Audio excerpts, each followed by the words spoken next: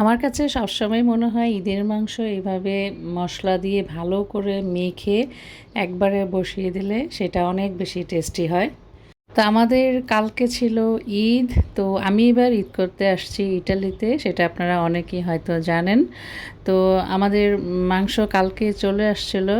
তো আমার বোনের বাসায় আমি ঈদ করছি আর কি। তো ওরা যেটা করলো আর কি, সেই খাসির মাংস বা ভেড়ার মাংস যেটাই বলেন সেটাকে একদম ভালো করে সব কিছু দিয়ে মশলা মাখিয়ে একবারে আর কি বসিয়ে দিল আর কি।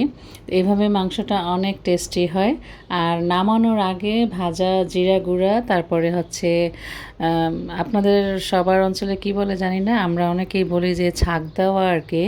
যেমন ধরেন পেঁয়াজ বেরেস্তা, রসুন, তারপরে গরম মশলা গোটা সব কিছু ভালো করে মুচমুচে করে ভেজে তারপরে আর কি ভালো করে বেটে বা ব্লেন্ডার করে নামানোর আগে দিয়ে দেওয়া হয়।